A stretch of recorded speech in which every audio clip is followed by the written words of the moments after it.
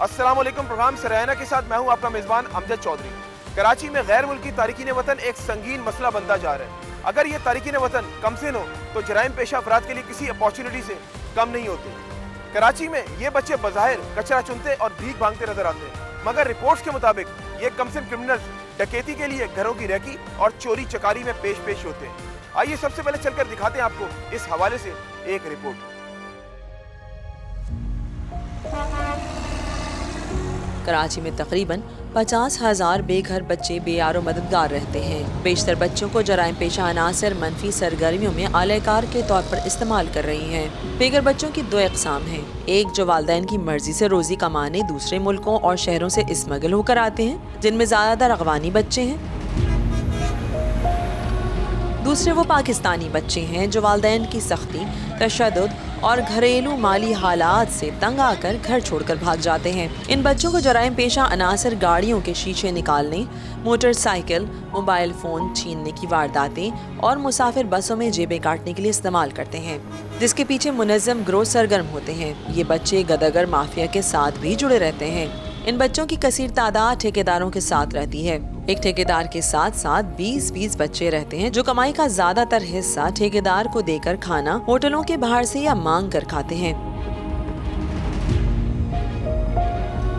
मुनज़्ज़म गिरोह कराची में कचरा चुनने वाले बच्चों से घरों की रैकी भी करवाते हैं ताकि घरों के अंदर डकैतियों की वारदातें की जा सकें। कचरा चुनने वाले अक्सर गाड़ियों की बैटरियां भी चोरी कर लेते हैं। ये गिरोह घरों से पानी की मोटरें चोरी करने और दीगर जराइम में भी मुलव्विस हैं। वतन अजीज पाकिस्तान की बात की जाए तो बज़ाहिर हम जंग ज़दा तो नहीं, मगर सालों से एक माशरती जंग जरूर लड़ रहे हैं। पाकिस्तान के तकरीबन तमाम छोटे बड़े शहरों में आज सूरत हाल ये है कि नौउम्र बच्चे, बिलखुसूस लड़के जिनकी उम्रें 8 से 15 साल के दरमियान है, वो चोरी चकारी, जेब तराशी बल्कि बड़ी डकैतियों, घरों, गोदामों और दुकानों में चोरी की वारदातों के साथ साथ राहज़नी, कार, मोटरसाइकिल चोरी करने जैसे संगीन जराइम में भी मुलव्विस हैं। ये सूरत हाल सबसे ज्यादा कराची में संगीन है। कराची पुलिस की रिपोर्ट के मुताबिक गली मोहल्लों में 11 से 12 साल की उम्र के बच्चों में जराइम में इजाफा हो रहा है। सितम ज़रीफी तो ये भी है कि लेबर कवानीन के तहत चाइल्ड लेबर ममनू है, लेकिन इसके बावजूद गरीब खानदान अपने बच्चों से मजदूरी भी करवाते हैं। हमारे मुल्क का अलमिया ये है कि यहाँ किसी भी मौजू पर कवानीन की कमी नहीं, मगर वो कागजात की हद तक ही रहते हैं और उन पर अमल दरामद नहीं होता। सन 2000 में साबिक सदर परवेज मुशर्रफ की हुकूमत ने जुवेनाइल जस्टिस सिस्टम ऑर्डिनेंस यानी JJSO मंजूर किया था और सन 2002 में तमाम सूबों और दारुल हुकूमत इस्लामाबाद में इस कानून का निफाज हुआ। ये कानून 18 साल से कम उम्र वो बच्चे जो जराइम में मुलव्वस होते हैं उनकी इस्लाह पर जोर देता है। इस जामे कानून के तहत नौउम्र बच्चों के केसेस के लिए मुल्क में अलग अदालतें भी कायम हुई। कराची में चोरी चकारी में कमसिन बच्चों का कितना किरदार है और कराची के शहरी इन कमसिन वारदातियों से किस कदर नाला है, आइए जानते हैं आवाम से।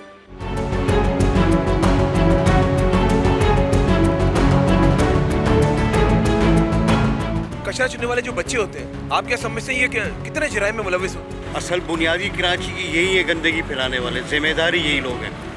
असल में डकैत हैं, ये चोर हैं और कराची के मुआशरे को गंदा करने वाले भी लोग यही हैं। यही मुलव्विस है ना, इसीलिए मेरी तीसरी गाड़ी यहाँ से उठ गई है। FIR तक मैं कटवाने के लिए गया हूँ 2 बार इन लोगों के पास, पुलिस वालों के पास। ये लोग मिले हुए इन लोगों के साथ। गैस के मीटर गंदी गली में से हमारे गायब हो रहे हैं। एक दफ़ा नहीं कई दफ़ा गैस के मीटर गायब हो जाते हैं। उस पर गैस के मीटर की वो पीतल की पट्टियाँ होती है ना, वो निकाल लेते हैं। मेरा लैपटॉप था गाड़ी में, ठीक है, तो यही जो अफगानी वगैरह होते हैं ना बच्चे, तो उन्होंने पीछे से शीशा तोड़ के और मेरा लैपटॉप निकाल के वो लेके गए। अक्सर हमारी गलियों में आते हैं, कोई बैटरी चोरी कर रहा है, ठीक है, कभी सीटें चोरी हो रही हैं, तो कभी टैंकियों के ढक्कन चोरी हो रहे हैं। जिसको भी देखा ज़्यादातर ये बच्चे ही देखे हैं हमने। अब ये कचरा चुनने वाले, आप इनसे थोड़ा सा बहस वहस कर लें तो शाम आपको 10 मिनट के बाद आपको पता चल जाएगा ये क्या चीज़ है। इनके पास एक से एक जदीद असला है। कौन सपोर्ट कर रहा है इनको? यहाँ पे हम पतारे बंद करके जाते हैं, तो रात में जो ना वो साइड में से काट के उसमें से सामान ले जाते हैं निकाल के। सारा सामान उठा के बेचना, ये चीज़ कुछ जो चीज़ें मिली उठा के बैग में डाल के ले जाते हैं, उसमें से आगे ले आकर फॉरवर्ड कर देते हैं। कचरा चुनने वाले जो बच्चे हैं, क्या समझते हैं इनकी जो सरपरस्ती करते हैं क्या जराइम पेशा अफराद होते हैं? बिल्कुल करते हैं, ऐसी है जो मुझे नज़र आया है। बगैर किसी के मिले तो ये बच्चे काम नहीं कर सकते ना कोई इनके पीछे तो है। जो इनके पीछे हाथ रखा हुआ है, जिसकी वजह से ये काम हो रहे हैं। जब से ये आए हैं, जब से मंशियात को ये असला ये सब आम हो गया ही। तो इनके बाकायदा ग्रुप्स होते हैं और इनके लीडर्स भी होते हैं और इनको बाज़ औक़ात को तो MNA MPA सपोर्ट भी कर रहे होते हैं और कुछ ऐसी जगह होती हैं, ऐसे सिग्नल्स होते हैं जो बाकायदा सेल्स और परचेज़ हो रहे होते हैं कि भाई ये सालाना 50,000 रुपये का है, लाख रुपए का है। ये जो कचरा चुनने वाले जो बच्चे हैं, क्या ये घरों की रेखी भी करते हैं? ये जो वारदातें होती हैं, सारी बात पूरी इन्फॉर्मेशन ये देते हैं ना, क्योंकि इनके डेली रूटीन का काम है।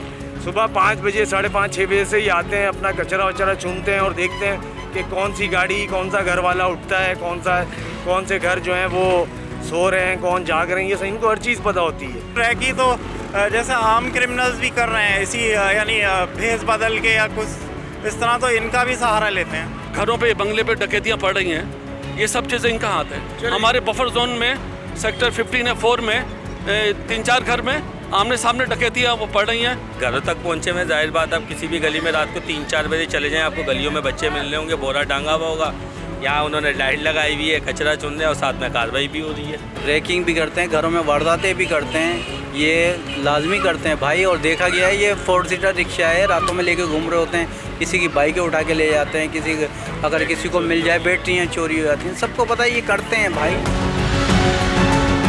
इनके पीछे क्या जराइम पेशा अफराद का हाथ है? एक सिस्टम है, ये बच्चे अकेले तो नहीं कर रहे हैं ना, इनसे करवाया जा रहा है, इनको इस्तेमाल किया जा रहा है ना। बच्चे क्या करेंगे, उनको तो यूज़ किया जा रहा है ना, इस्तेमाल किया जाता है इन बच्चों को, वो थोड़े पैसे दे के इस्तेमाल करते हैं इनको। इनका कसूर क्या है? इनको इस्तेमाल करने वालों को पकड़ना चाहिए। कचरा चुनने वाले बच्चे तो रात के टाइम करते हैं, वो जो भी चोरियां करते हैं, छतों पे चढ़े जाते हैं, छपरों पे चढ़े जाते हैं। डकैती करने वाले तो असल ही है ना, जो बाहर से आए हुए हैं। जो गैर मुल्की बच्चे हैं, क्या इनको मुल्क बदर कर देना चाहिए? बहुत देर से ख्याल आ रहा है, इनको तो पहले फुर्सत में निकालना चाहिए। आज ये हमारा खा रहे हैं और हमें आंखें दिखा रहे हैं। करना चाहिए, क्यों नहीं करना चाहिए? उनका कुछ ना शनाख्त है, ना शनाख्ती कार्ड है, ना कुछ है, तो क्यों नहीं करना चाहिए? बिल्कुल करना चाहिए, छानबीन होना चाहिए, मालूमात होना चाहिए, कौन जराइम में मुलविस है, उनको सज़ा देनी चाहिए, कानून पर अमल दरामद कराना चाहिए। जब हमें परेशानी हो रही है, हम तो मुल्की हैं ना, हमें परेशानी हो रही है ना इन लोगों की वजह से, या हम गैर मुल्की हैं उनकी नज़रों में। वो मुल्क को हमारे बदनाम कर रहे हैं, हमारी पुलिस तक को बदनाम वही कर रहे हैं ना, देखा जाए तो हम तो नहीं कर रहे। बिल्कुल कर देना चाहिए, उसकी वजह से आपके क्राइम बढ़ रहा है। अभी देखिए नॉर्थ कराची में डकैती हुई है, उनमें कौन थे अगवानी थे, उनको मारा गया तो अगवानी थे ना वो डकैत। बिल्कुल कर देना चाहिए, क्योंकि दूसरे मुल्क में आप जाएं, आपको कोई रखता है? कोई भी नहीं रखता, आप क्यों रख रहे हैं?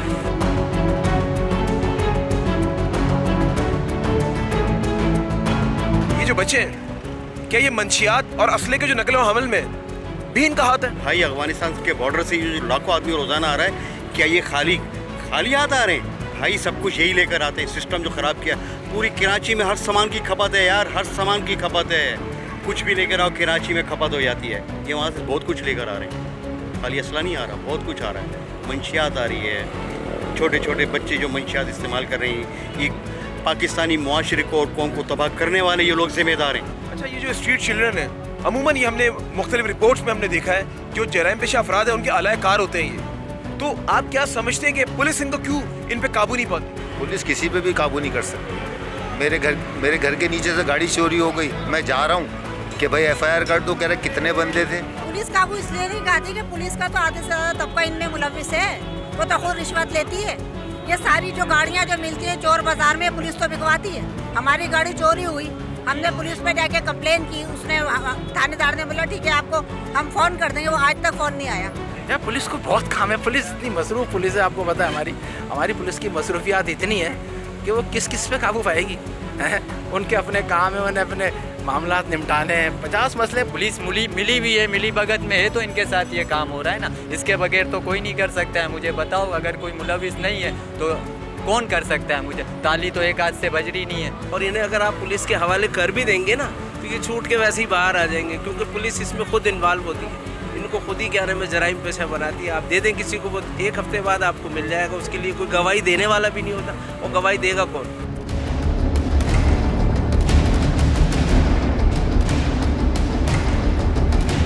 कचरा चुनते हो? जी। दिन में कितना कचरा चुन लेते हो? दिन में 20 किलो 30 किलो ये सब। अच्छा, ये जो कचरा चुनते हो, कोई तुम्हें कहता है यहाँ से चुनने के लिए? खाली खताबाद से चुनता है, इससे बाहर नहीं जाएगी। तो तुम्हारी सरपरस्ती कौन कर रहा है? हमारे सफर से तो कोई नहीं करता इधर। कोई तो तुम्हें बताता होगा ना कि जाओ फला जगह पे कचरा पड़ा है वहाँ से आके उठाओ, तो हिसाब देते होगे जाके। उधर ठिन आठिन में हम जाते हैं, उधर चांटी मारती लगाता है, उधर बेचता है कबाड़ी में। बेचते हैं? हाँ कबाड़ी में। तो यहाँ से डेली बेसिस पे रोजाना की अगर रोजाना की उसमें बात की जाए तो कितने लोग इस जगह से कचरा चुनते हैं? इधर बहुत लोग 50-60 बंदे इधर रहता है रोड पे, तो सारा दिन इधर काम करता है वो। क्या उम्र क्या तुम्हारी? हमारा उम्र 16 साल। 16 साल। तुम्हारे माँ बाप कहाँ के रहने वाले? अफगान बस्ती में। अफगान बस्ती में? वो भी अफगानिस्तान से? हाँ। उनको कितने साल हो गए? वो तो मेरे साथ आया इधर 10 साल पूरा हो गया मैं इधर आया हुआ है। अच्छा ये बताओ कि पुलिस तंग करती है यहाँ पे? पुलिस तो जब इधर बड़ा ईद हो रहा है, बकरा ईद, इधर हम लोग को सारा पकड़ती है, अभी भी पकड़ती है पुलिस वाला, सब लोग तंग करती है इधर। क्या कहते हैं? इधर बोलता है कोई थाने में लेके 10-20 हज़ार रुपये लेके फिर छोड़ता है, कोई जेल में लेके जाता है। कितने पैसे कमा लेते हो दिन में? दिन में 800, 1000 रुपये, 1500 ऐसे कमाता है। रोजाना की तौर पे भी देते हो ताकि वो हमें दोबारा ना पकड़े? रोजाना तो उधर भत्ता देता है गोदाम में। कौन भत्ता देता है? उधर ठिना ठिन पे सारा गोदाम वाला मिल जाएगा, भत्ता देता है उसको, फिर भी पकड़ेगा वो। अच्छा जी। तुम लोगों से अलग लेते हैं और जो गोदाम वाले उनसे अलग लेते हैं? नहीं, हम तो गोदाम वाला को देता है, वो फिर पुलिस वाला को देता है। और अगर पुलिस तुम्हें उठाकर ले जाए तो पुलिस कितने पैसे लेती है? वो ज़्यादा लेता है, 10,000 रुपये। बोला तुम्हारा पास नादा कार्ड नहीं है, ऐसे बोलता है। अच्छा। तुम अफगानी लोग के इधर क्यों आता है? मैंने बोला ये गरीब बंदा इधर आता है, मैं काम। अच्छा कितने अरसे से कचरा चुन रहे हो? कितने अरसे से कचरा चुन रहे हो? बात तो सुनो। सर बोलो। नाराज क्यों हो रहे हो? नाराज ये कोई तरीका है यार। कब से काम कर रहे हो बेटा? ये आपके वालिद साहब हैं? जो सामने जो है उसका भाई है क्या? उसका साथ नहीं है, पता नहीं है किसका साथ। कराची में ये स्ट्रीट चिल्ड्रन कहां से लाए जाते हैं और कौन से गिरोह हैं जो इनकी पुष्पनाई करते हैं? आइए इस सिलसिले में जानते हैं सुनो न्यूज़ के सीनियर रिपोर्टर सुहेल शबीर से।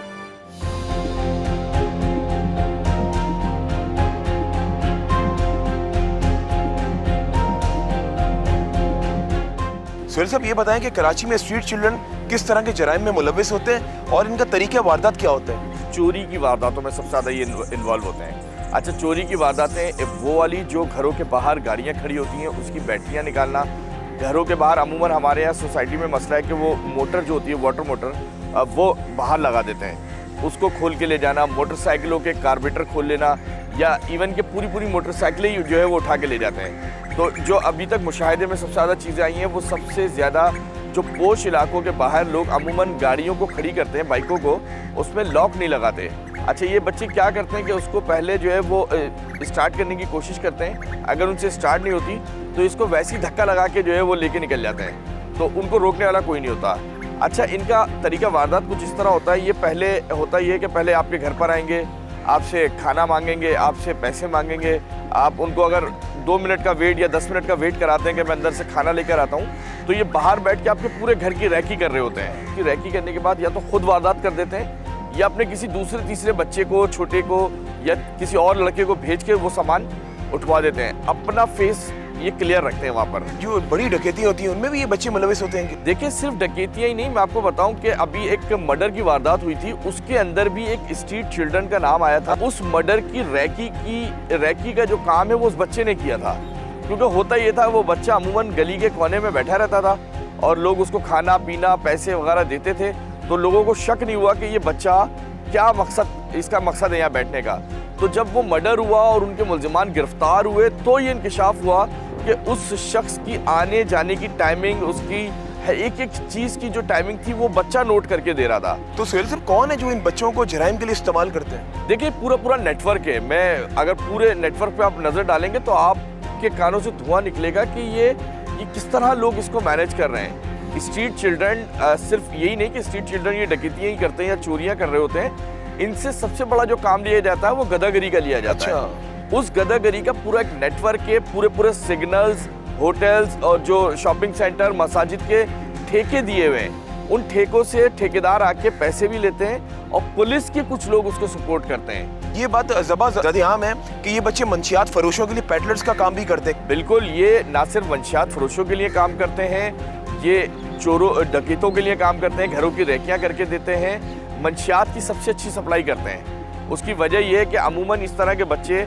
या तो वो कचरा चुनने के रूप में होते हैं, तो अब उनके हाथ में जो बैग होता है उसको अमूमन कोई चेक नहीं करता, तो उसके अंदर कुछ भी ले जाकर कहीं भी जो डिलीवर कर दें या कहीं से लाकर कहीं और पहुंचा दें, किसी को पता नहीं चल रहा उसके बारे में। अच्छा, इन बच्चों की खुद की जान कितने खतरे में होती है? इन बच्चों के साथ अमूमन जो है वो वाक़यात होते हैं ज़्यादती के।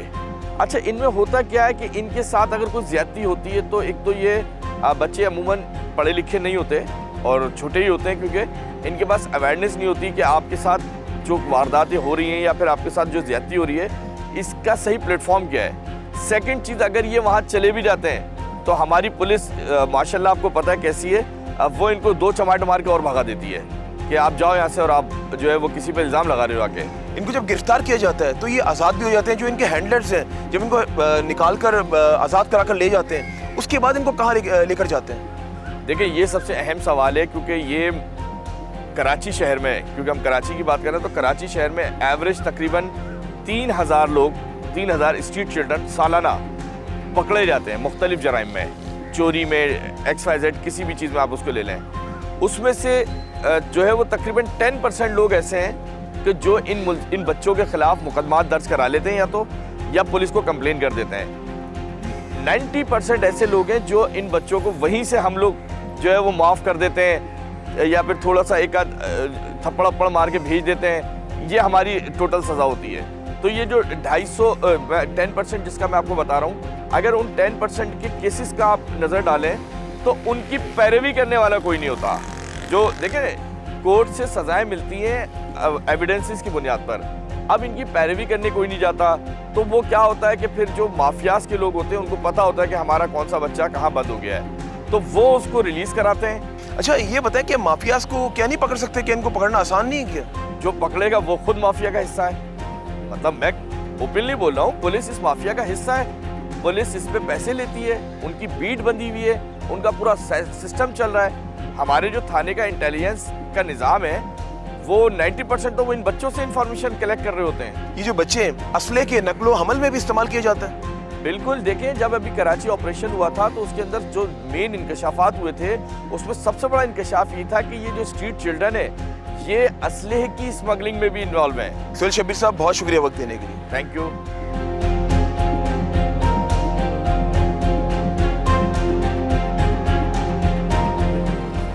कराची पुलिस की रिपोर्ट्स के मुताबिक मोहल्लों में 11 से 12 साल की उम्र के बच्चों के जराइम में मुलविस होने की शरह में हर साल इजाफा हो रहा है। इस सिलसिले में जानते हैं SP शोएब मेमन साहब से कि सिंध पुलिस इसकी रोकथाम में क्या किरदार अदा कर रही है।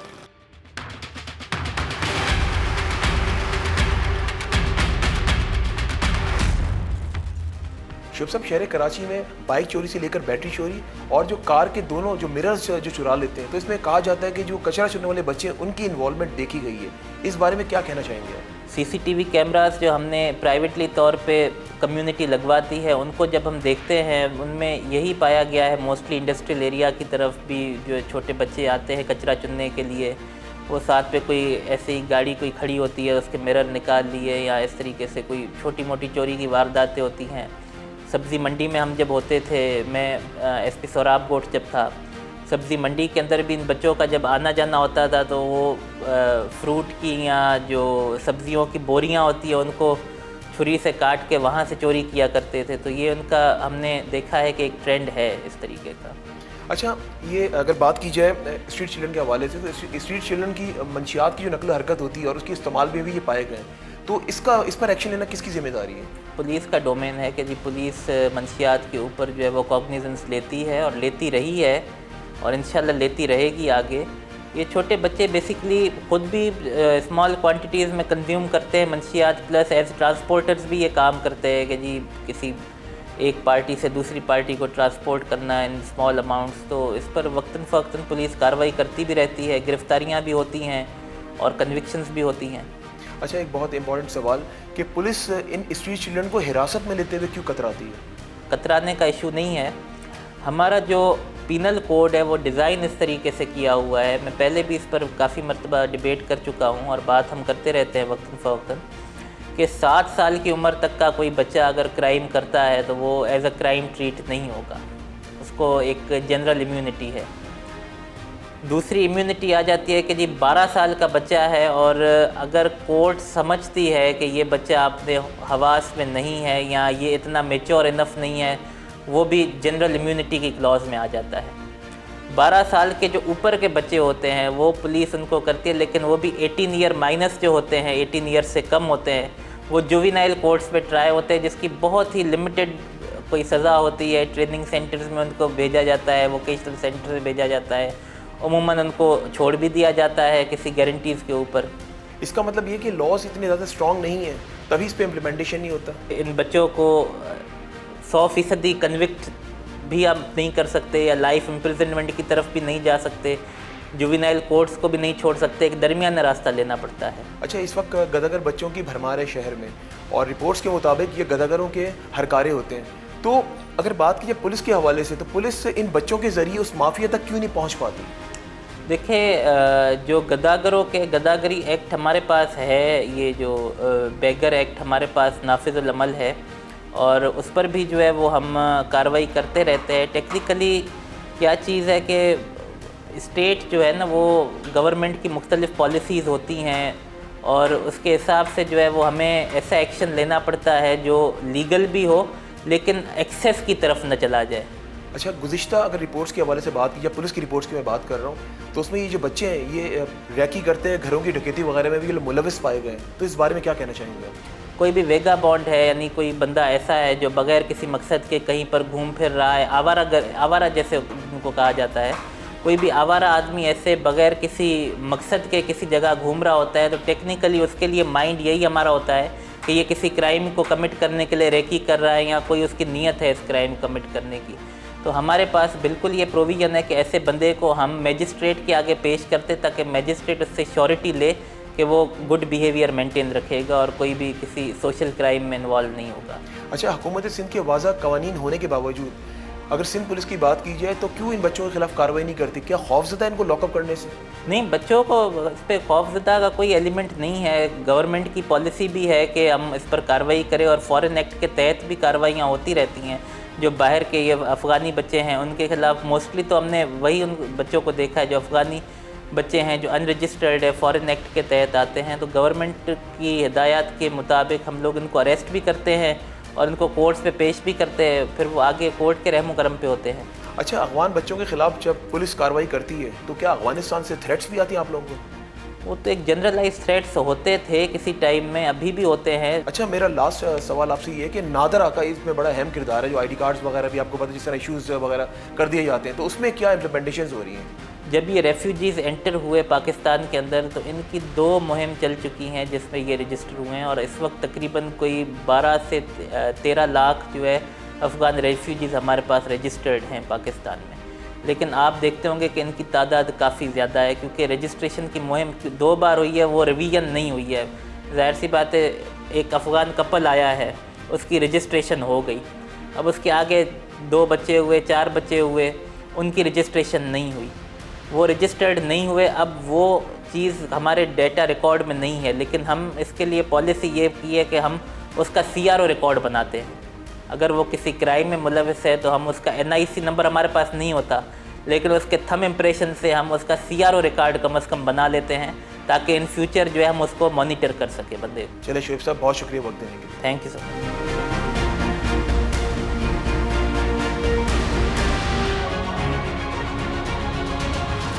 स्ट्रीट चिल्ड्रन अगर कानून के शिकंजे में आ जाएं तो ऐसे कौन से गिरोह हैं जो इनकी जमानत करवाते हैं और तमाम कानूनी अमल के अखराजात बर्दाश्त करते हैं? आइए इस हवाले से जानते हैं एडवोकेट आसिफ राना साहब से, जो कि स्ट्रीट चिल्ड्रन के हवाले से वसी तजुर्बा रखते हैं।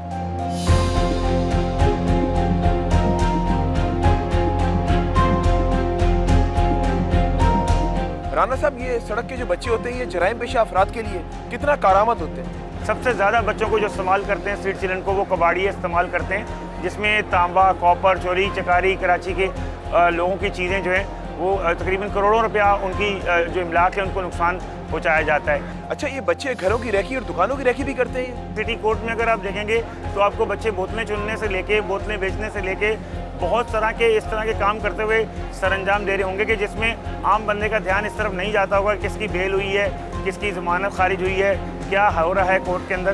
तो ये इस तरह की मालूमात भी इकट्ठी करते हुए, और आजकल तो मोबाइल फ़ोन का ज़माना है, और दूसरी जगहों तक पहुँचाते हुए नजर आते हैं। अच्छा, बच्चे जब ये गिरफ्तार हो जाते हैं तो ये जुनाइल जेल में जाते हैं, तो इनकी ज़मानत कौन लोग करवाते हैं? देखिए, ये पूरा एक सिस्टम है, माफिया है, और जुवेनाइल जस्टिस सिस्टम एक्ट 2018 इसलिए लाया गया था ताकि जो बच्चे कानून से मुतसादिम हों उनके लिए अदालतें और जो प्रोसिक्यूशन है, जो पेरोल और प्रमोशन सिस्टम है, उनके तहत उनकी बच्चों की इस्लाह की जा सकती है। मगर माफिया इसको उल्टा नेगेटिव इस्तेमाल कर रहा है, इन्हीं बच्चों से मोबाइल छिनवाता है, इन्हीं बच्चों से स्ट्रीट क्राइम छिलवाता है, और बाद में आके जुवेनाइल जस्टिस सिस्टम एक्ट का सहारा ले लिया जाता है। और ये बच्चे मुतअद्दिद, अगर इनका CRO आप देखें तो मुतअद्दिद बार ये गिरफ्तार होते हैं, और बार बार अभी हाल ही में एक 15 साल लड़की जो है आपने देखा है एक डकैती करते हुए पकड़ी गई है।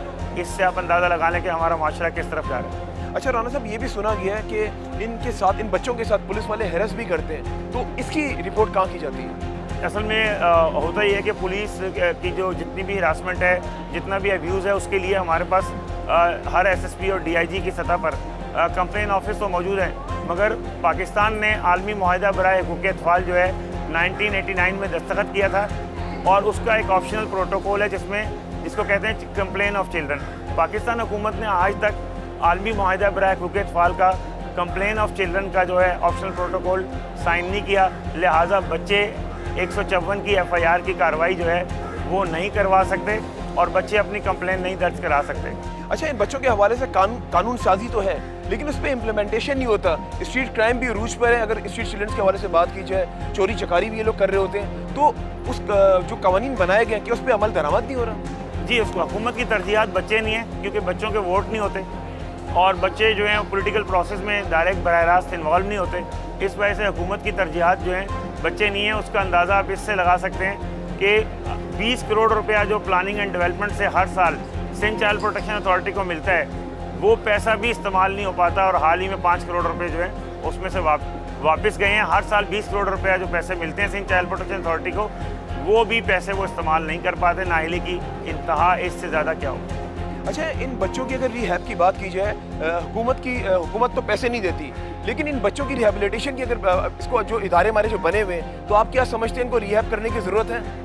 बहुत ज़्यादा। देखें, सिंध चाइल्ड प्रोटेक्शन अथॉरिटी 2011 में बनाई इसलिए गई थी कि बच्चों को तहफ़्फ़ुज़ दिया जाए, बच्चों को बहाली की जाए, और बच्चों को बैगरी से, घरेलू बच्चा मजदूरी से, इन तमाम चीज़ों से, चाइल्ड लेबर से इन बच्चों को निकाला जा सके। लेकिन बदकिस्मती से यही हुआ कि हमारी तरजीहात जो हैं पुल हैं, अंडरपास हैं, हमारी तरजीहात रोड हैं जिसमें से कमीशन होते हैं, जिसमें से खांचे होते हैं लोगों के। हमारी तरजीहात बच्चे नहीं हैं, ख़वातीन नहीं है, हमारी तरजीहात वो नहीं है कि हम इंसानों की फ़लाह बहबूद के लिए कुछ कर पाएँ। अच्छा, अगर माफियाज की बात की जाए तो इन बच्चों की जो सरपरस्ती करते हैं वो इतने ताकतवर हैं कि कानून कमज़ोर है, और ये लोग ताकतवर हैं कि इनको फ़ौरन आज़ाद करवा लिया जाता है। असल में कानून तो मौजूद है, लेकिन बदकिस्मती से ये जो माफिया है ये इस कदर स्ट्रॉन्ग है कि ये पाकिस्तान के, आप देखें, इनके पास हर इदारे में बैठे हुए लोग इनके अंदर मौजूद हैं जो कि इस माफिया के लिए पुलिस है, प्रोसिक्यूशन है, ये सब इस माफिया के लिए सहूलतकारी का काम करते हैं। अच्छा राना साहब, आपकी जो वकला है वो भी तो इनको सपोर्ट करती है, तभी तो उनकी ज़मानत होती है। बिल्कुल, कोड ऑफ एथिक्स पे मैं कहता हूँ जो वकला का अखलाकियात का म्यार है उसको बुलंद होना चाहिए, और देखना चाहिए कि हम माशरे में अगर आज एक जुर्म की वकालत कर रहे हैं, एक मुजरिम को तहफ़्फ़ुज़ दे रहे हैं, तो कल को वो जुर्म जो है हमारे घर तक भी आ सकता है। राना साहब, बहुत शुक्रिया वक्त देने के लिए।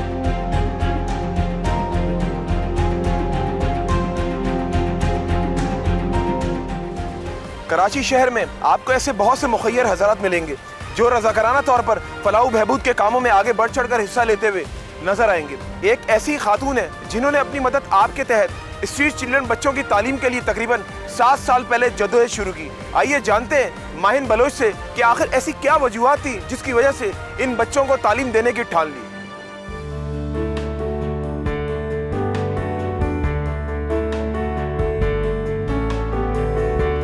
माहिन, किस एज से आपने जो इन बच्चों को जो एजुकेट करना शुरू किया? देखिए, मैं खुद एक स्लम एरिया से बिलोंग करती हूँ। जब मैंने देखा है कि मेरे पेरेंट्स कितनी मेहनत से मुझे स्कूल भेज रहे, इवन मैं लियारी से बाहर पढ़ने जाती थी, मैं उस वक्त ये सोचती थी कि बहुत सारे ऐसे बच्चे स्कूल क्यों नहीं जाते। मुझे याद है कि मैं जब 15 साल की थी उस वक्त मैंने देखा है कि स्कूल तो हमारे पास है, लेकिन वो बच्चे गलियों पे घूमते हैं, काम नहीं करते हैं। 4 बच्चों को घर लेकर आई, फिर घर के छत पे हमने वो काम करना स्टार्ट किया। मेरे पेरेंट्स बहुत सपोर्ट करते थे, तो हम क्या करते थे, शाम के टाइम ये हमारा खेलने का रूटीन बन गया। जो पुरानी किताबों को मैं इस तरह से रीयूज़ करती थी। फिर इसके बाद स्लो करके आज 7 साल हो गए कि मैं इन स्ट्रीट बच्चों के साथ जुड़ी हूँ और इस तरह से इस काम को आगे ले जा रही हूँ। अच्छा, अब तक कितने बच्चों को एजुकेट कर चुकी हैं आप?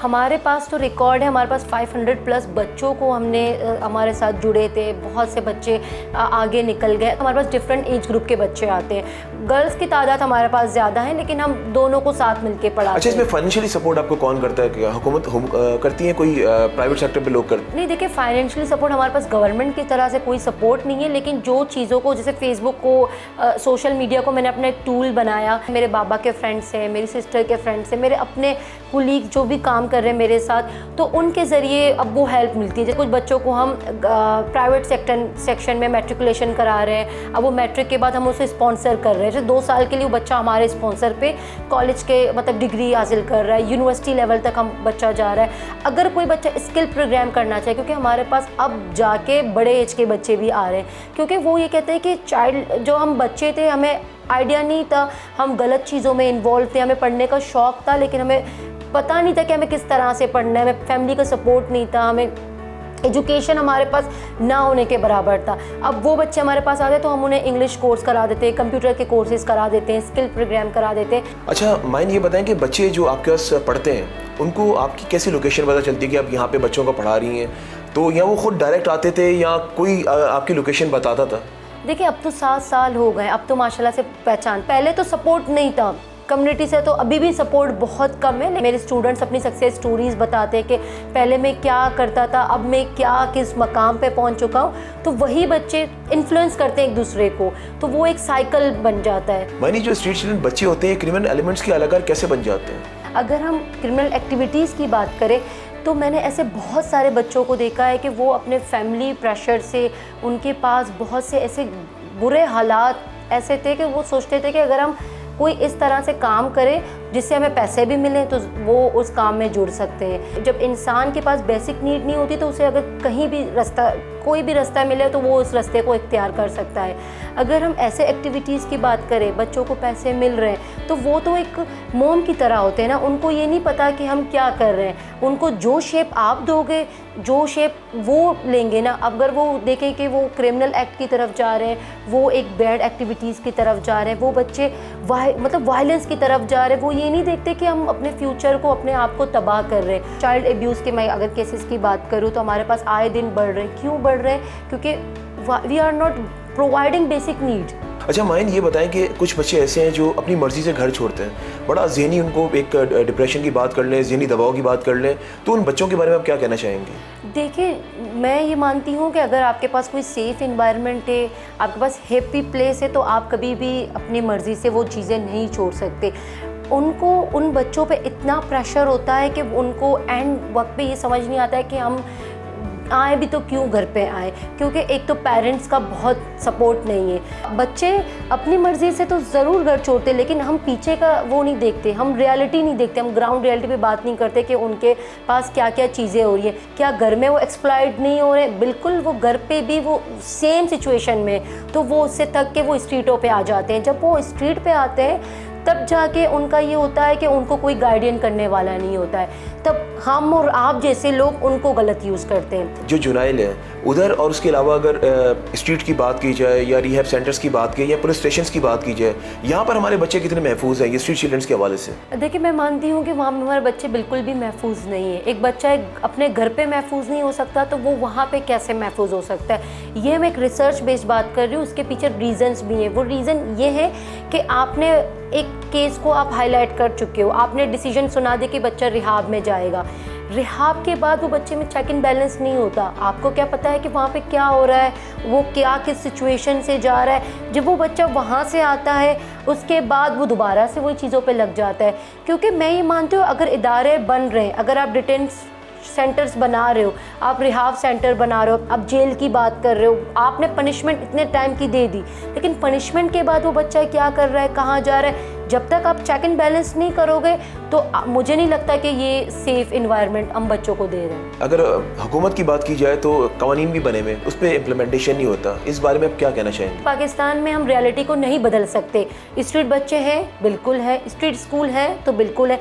अब ये है कि गवर्नमेंट को चाहिए कि वो अगर स्ट्रीट स्कूल चल रहे हैं, अगर स्ट्रीट बच्चे हैं, उनके लिए ऐसे इकदाम लें ताकि वो स्ट्रीट स्कूल में वो स्ट्रीट बच्चे जो सेफ रहें। गवर्नमेंट को चाहिए कि वो चीज़ों को एक्सेप्ट करे, बल्कि उनको बेहतर बनाए, जो लोग काम कर रहे हैं उनको सपोर्ट करें, उनको हाईलाइट करें, उनको अपने साथ जुड़े रखें। पाकिस्तान की अगर मैं बात करूं, बल्कि मैं अपने कराची की बात करूं, ऐसे कितने गवर्नमेंट स्कूल है जो मिसयूज़ हो रहे हैं। आपको पता है ना, गवर्नमेंट को उनको एक्टिव करना चाहिए, वो जो स्ट्रीट स्कूल काम कर रहे हैं उनके हवाले कर देना चाहिए। अच्छा माइन, अब तक जो आपने काम किया वो अपनी बलबूते पे किया, तो अगर फ्यूचर की बात कीजिए, क्या स्ट्रेटजीज हैं आपकी?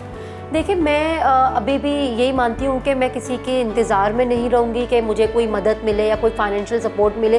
मैं आगे बढ़ती जाऊँगी, वो रास्ते जुड़ते जाएंगे। मैं ये स्ट्रेटजीज़ बनाना चाह रही हूँ कि मैं एक ऐसी जगह पे उन बच्चों के लिए एक ऐसा प्लेस क्रिएट करूँ ताकि वो बच्चे इंडिपेंडेंटली पढ़ सकें, वहाँ पर कोई रोक टोक ना हो, कोई स्किल प्रोग्राम हो, कोई ट्रेनर्स को हम बुला रहे हैं, वो बच्चे सेफ़ होकर वहाँ पर एक शेल्टर होम की तरह वो वहाँ पे रह सके। Mine, best of luck. आप एक अच्छी पॉजिटिव सोच के साथ इन बच्चों का पढ़ा रही हैं, तो हमारी जो है नेक तमन्नाएं आपके साथ है। बहुत शुक्रिया वक्त देने के लिए।